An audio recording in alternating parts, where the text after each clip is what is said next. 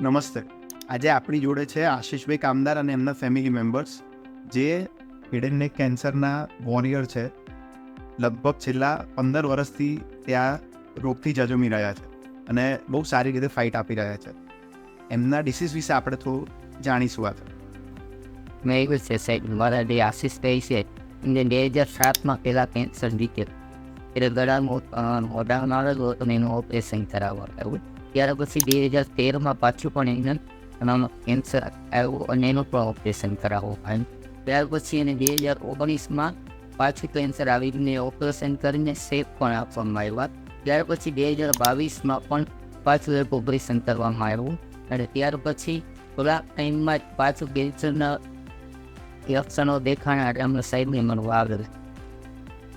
એમને recurrent head and neck cancer થતું હતું અને અલગ અલગ પ્રાઇમરીઝમાં થતું હતું. હવે આ વખતે 2022માં જ્યારે મારી જોડે આવ્યા ત્યારે લાસ્ટ સર્જરીથી બહુ ઓછા સમયમાં બીમારી પાછી આવી હતી અને એ બીમારીના લક્ષણો બી એમના હતા, જેમ કે ગળામાં ગાંઠ અને મોઢું ખોલવામાં તકલીફ. આ બે લક્ષણ સાથે આવ્યા હતા અને અનફોર્ચ્યુનેટલી આ વખતે સર્જરી કરી શકાય એવી સિચ્યુએશન નહોતી. અમે પેશન્ટ અને ફેમિલી મેમ્બર્સ જોડે ડિસ્કસ કર્યું કે કયા ટ્રીટમેન્ટ ઓપ્શન્સ છે. અમે કીમોથેરાપી, ટાર્ગેટેડ થેરાપી અને ઇમ્યુનોથેરાપી, આ ત્રણેયનું ડિસ્કશન કર્યું હતું અને ઇમ્યુનોથેરાપીમાં ફૂલ ડોઝ ઇમ્યુનોથેરાપી અને લો ડોઝ ઇમ્યુનોથેરાપીની ડિસ્કશન કર્યું હતું. બધા લોજિસ્ટિક્સને જોતા અને પેશન્ટની ઈચ્છાને જોતા એમનું કીમોથેરાપી લેવાની ઘણી ઈચ્છા ઓછી હતી. માટે અમે ઇમ્યુનોથેરાપી લો ડોઝ ઉપર અને ઓરલ કીમોથેરાપી આ બંને લેવાનું ડિસિઝન લીધું હતું. લગભગ 2022 ઓક્ટોબરથી કન્ટિન્યુઅસ ઇન્જેક્શન્સ ઇમ્યુનોથેરાપીના લે છે અને ઓરલ કીમોથેરાપી બી એ સાથે સાથે લે છે. આ ટ્રીટમેન્ટ દોરાન એમને શું ફાયદો થયો અને શું નુકસાન થયું એ આપણે આશીષભાઈ જોડેથી સાંભળીશું. તો આ આશીષભાઈ છે, જેમને હું કહીશ કે હેડ એન્ડ નેક કેન્સરના વોરિયર છે. છેલ્લા 15 વર્ષથી ફૂલ સ્પિરિટ સાથે હેડ એન્ડ નેક કેન્સર સામે લડી રહ્યા છે અને અત્યારે ગઈકાલે જ સ્કેન કરીને આવ્યા છે, જેમાં એ બિલકુલ ડિસીઝ ક્યાંય છે નહીં. એમને 2022થી એમની જર્ની ઇમ્યુનોથેરાપી પર કેવી રહી તે આપણે એમના મોઢે જાણીશું.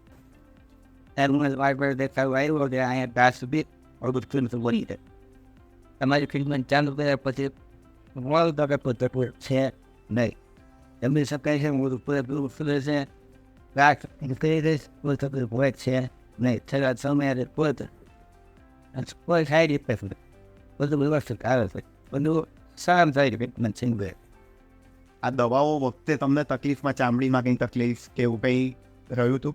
ના સાહેબ, બધું વસ્તુ કાંઈ બધું બરોબર થાય કાંઈ દવા લઈ તાવ છે. આજે ત્યાં તમે તમારું રોજિંદું કામ બધું કરી શકો, 10 કલાક કામ અને ઓફિસે જાઓ ને બધું કામ. એટલે ઇમ્યુનોથેરાપીનો એક બેનિફિટ હોય છે જે જનરલ પબ્લિકમાં બી બધાને ખબર હોવી જોઈએ કે જ્યારે બી ઇમ્યુનોથેરાપી લઈએ તો અમુક પર્સન્ટેજ ઓફ પેશન્ટ્સને એવો બેનિફિટ થાય કે ઓછી સાઇડ ઇફેક્ટ્સ સાથે લાંબો સમય લોકો સારી ક્વોલિટી ઓફ લાઈફ અને ક્વોન્ટિટી ઓફ લાઈફ બંને જીવી શકે. અને એનું એક લાઈવ એક્ઝામ્પલ છે આશીષભાઈ. હું 2022થી 2024ની જર્નીમાં એમની જોડે એસોસિએટેડ છું, તો હું કહીશ કે દવાની બિલકુલ સાઇડ ઇફેક્ટ નહોતી થઈ એવું તો આપણે ના કહી શકીએ, પણ નાની નાની સ્કિનમાં થોડા રેશ થયા હતા અથવા તો ક્યારેક મોઢામાં ચાંદા થયા હતા. આના સિવાય મેજર કોઈ સાઇડ ઇફેક્ટ્સ એમને નહોતી થઈ. અને આજે ઇમ્યુનોથેરાપીની ટ્રીટમેન્ટ હતી એ લોજિસ્ટિક રીઝન્સથી અમારે મોડિફાઈ કરીને લો ડોઝ કરવી પડી હતી અને લો ડોઝ ઇમ્યુનોથેરાપી કરવા છતાં બી એમના રિઝલ્ટમાં કોઈ ઇન્ફિરિયર રિઝલ્ટ મળ્યું નથી. બીજું કંઈ તમારા આશીષભાઈ?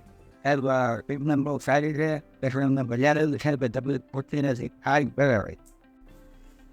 અમે લાસ્ટ 2 વર્ષથી અહીં ટ્રીટમેન્ટ કરવા આવી.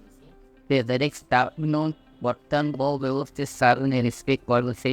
કોઈ નાનો મોટો પણ કંઈ પ્રોબ્લેમ હોય ત્યાંથી અમે ફોન કરીએ છીએ, બધીને 10 જ મિનિટમાં પછી દવાને બધો પ્રોબ્લેમનું સોલ્યુશન મળી જાય.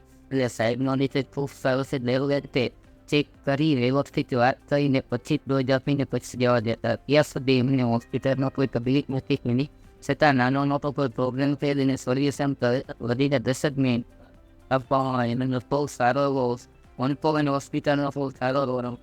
ઇમ્યુનોથેરાપી કેન્સર માટે એક નવી ટ્રીટમેન્ટની પેટર્ન છે જે આજકાલ બધા અવેર છે. હું એના વિશે અમુક ઇમ્પોર્ટન્ટ પોઈન્ટ્સ કહેવા માંગીશ કે ઇમ્યુનોથેરાપી અનફોર્ચ્યુનેટલી કોસ્ટલી છે હજી બી, અને ઇમ્યુનોથેરાપીનો એક્સેસ બધા જોડે નથી.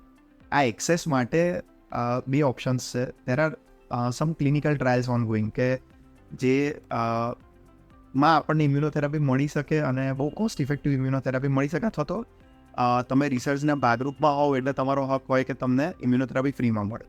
અને બીજું છે કે જે ડિસીઝમાં રિસર્ચ નથી ચાલતો કે ક્લિનિકલ ટ્રાયલ્સ નથી ચાલતી અને ઇમ્યુનોથેરાપી અફોર્ડ કરવામાં પ્રોબ્લેમ છે, તો એમાં લો ડોઝ ઇમ્યુનોથેરાપી ખાસ કરીને હેડ એન્ડ નેક કેન્સરના પેશન્ટ્સ માટે અને અમુક હોજકિન્સ લિમ્ફોમા કે રિનલ સેલ કાર્સિનોમાના પેશન્ટ્સ માટે એ ઇન્ડિયન પેશન્ટ્સમાં પ્રૂવ થયેલું છે કે ઓછા ડોઝમાં બી ઇમ્યુનોથેરાપી ઇક્વલી કારગર છે. તો ઇમ્યુનોથેરાપીનો બેનિફિટ લેવા માટે આ બે ઓપ્શન્સ એક્સેસ કરી શકાય છે. ઇમ્યુનોથેરાપીનો મેઇન બેનિફિટ છે કે ક્યોરેબલ સ્ટેજ ના હોય, જ્યારે સ્ટેજ 4 હોય ત્યારે બી અમુક પ્રપોર્શન ઓફ પેશન્ટ્સમાં ડિસીઝ બહુ લાંબા સમય સુધી કંટ્રોલમાં રહે છે અને ઘણીવાર આપણે દવા બંધ કરી શકીએ છતાં બી બીમારી કંટ્રોલમાં રહી શકે છે. સો સ્ટેજ 4માં બી અમુક patients long term with good quality of life beyond 5 years કે ઇવન બિયોન્ડ 10 years જીવી શકે છે. Thank you.